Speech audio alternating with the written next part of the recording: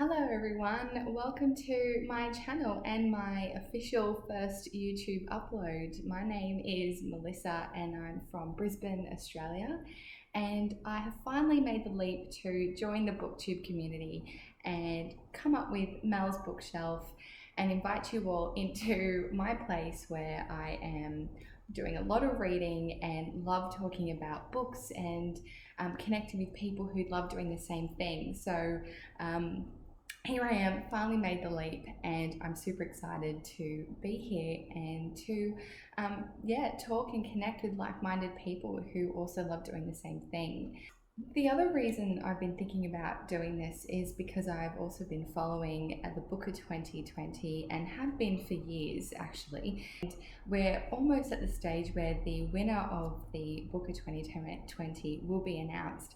And I thought, well, it might be really timely to jump on YouTube and finally put my own reviews on the shortlist, because I have been ploughing through them before the announcement of the winner, and to provide my perspectives on the books that we've all been reading and connecting with people who've also been enjoying the shortlist or the Booker award overall. So let's finally do this and jump on and provide my own insight and reviews on some of the books. And I will also review and come up on BookTube for books other than those of the Booker. I do a lot of reading, love reading, and we'll be on here many times to talk about lots of books, book hauls, and what I'm currently reading and favourites for the year so far. But I thought I'd start with the Booker shortlist first. And my first book that I'm going to review is Real Life by Brendan Taylor. And I've read 3 of the 6 shortlists so far. So Real Life, Burnt Sugar, and The New Wilderness. And of the 3 so far, this is definitely my favourite. And so that's why I thought I would start my first booktube with the review of Real Life. Before I read Real Life, I listened to a couple of interviews of Brendan Taylor. I've read a few articles, and one of the articles that I came across was in The Guardian, and Brendan made a comment about the fact that he has written this book, or had written this book in 5 weeks, which I thought was an amazing feat. So well done to Brendan. This is a great novel to have pulled out in 5 weeks. And this is also a really relevant book of our time, and I'm really glad that a book like this is on the shortlist. And I think this is just a really strong contender, a worthy recipient of the shortlist. I loved this book. I thought Brendan has an incredible writing, talent, and I really enjoyed the plot and the characters. Now, I'm not going to go into too much detail on what the book is about, because I know a lot of you probably have already jumped on YouTube and have watched other reviewers give you the detailed synopsis, or you've probably already read it. So I'm just going to give you my thoughts. It was a really interesting, insightful way to really dive deep into social identity and race and purpose. And it was really interesting too that this was set over the course of one long weekend. You don't really get a lot of books with that kind of perspective. It's normally over days or months or even years. But the fact that this book is based on just one weekend, where we're really in the lives of these characters and, you know, their interactions and the way that the social constructs and race and gender and sexuality all play quite a significant part in just the day-to-day relationships and conversations that these characters have. I really loved Wallace as a character. I thought he was completely flawed and really just needed a hug.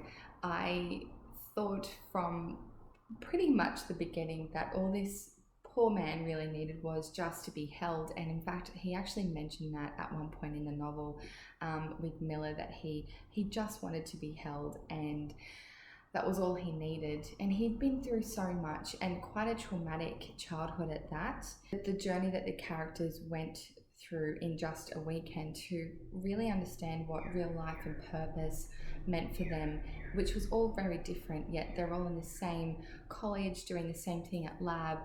And Wallace was really the first person to make a comment on what were they really doing and what was he doing there in college. He was so unhappy, and he was the first to voice that amongst his friends and really question what real life was, and was this all it was. And he really struggled with his friendships and the value that they brought in his life, and they were withering him away really, really slowly.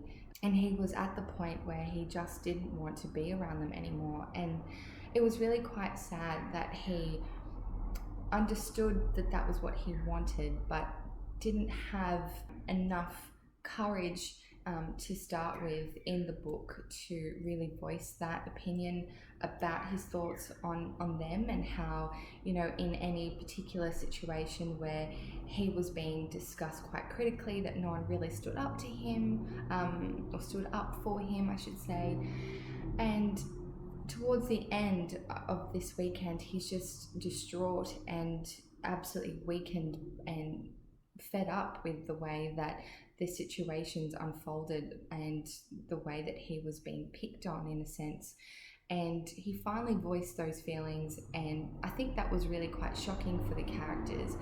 Most of them were in denial, and to a degree Wallace was as well, but because we're most of the time, you know, standing beside Wallace and listening to his thoughts and feelings on, you know, how he felt about lab and the experiments and his boss and his friends, that we were given a sense of a transition for Wallace that weekend. Whereas for his friends, they were almost in denial of what real life really was for them. And, you know, they were just meeting and talking and catching up, but there really wasn't anything progressing, in a sense, in life for them. So, and Wallace wanted more. His relationship with Miller, wow, I mean, to a degree, I wonder if you agree with me. Did real life remind you a little of A Little Life? But I just thought the college life and, you know, sexual identity and race and culture were all very much explored in both novels in a similar way.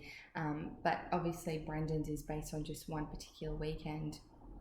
I also thought it was really quite interesting how Brandon used the weekend as a way to really allow us readers to be magnetized into the lives of the characters and what their interactions were over this particular one weekend, and how similar that was to the way that the characters were working in lab and using magnifying glasses to really dig deep and break down, you know, the social experiments that they were conducting. And I just thought that that was quite a really, it was just, that worked really well in parallel, because as readers we were drawn into the lives at such a minute degree and detail. And the writing of and the way that this story is structured is really quite urgent, I feel, because we are in a present, like at a current time of Wallace's life over this weekend, which was quite, as I was saying before, transformative for him. So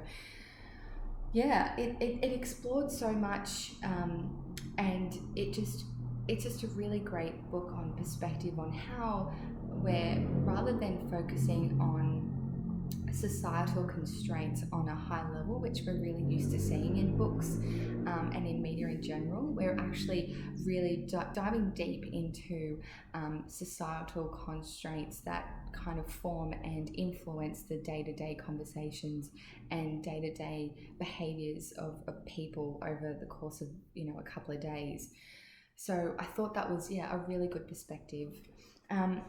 What do I rate the book out of 10? I really, like I said, really enjoyed the book. I thought Brendan has an incredible talent for writing, and would really like to know if a second book potentially might come after, or if a sequel will come after Real Life, because there was so much more I wanted to read about Wallace and where he would have potentially gone, and the choices that he made and his relationships with his friends. And so because it led me wanting more, I'd give this book an 8.5 out of 10. Just very, it's a unique book. There's not many books like this that give perspective as real life does, and it's really relevant. Like I said, I think it's really worthy of being shortlisted, and I just really enjoyed it, and this is definitely up my alley, a book that I will turn to and enjoy reading again. I'm sure of that. So yeah, I will be back here obviously to review a few other books that have been shortlisted. So I've just finished reading The New Wilderness, and that's fresh in my mind. So I'm really excited to talk to you about that book and my thoughts on The New Wilderness. And Burnt Sugar will come soon after that as well. And I'm ploughing through these novels so that I finish them well ahead of time before the book announcement. I also have 2 other books that I'm meaning to read, because I do go to 2 different book clubs as well, and they're both held on the first week of every month, one on a Wednesday and one on a Friday, and I only have a couple of weeks to read them, as well as the remaining shortlist books. So I've got a lot of reading to do, and you'll be seeing me very soon talking about those. But I really hope that you will enjoy my channel and will come and see me regularly. Please talk to me or make a comment below, and I will see you in my next video. Thanks, bye.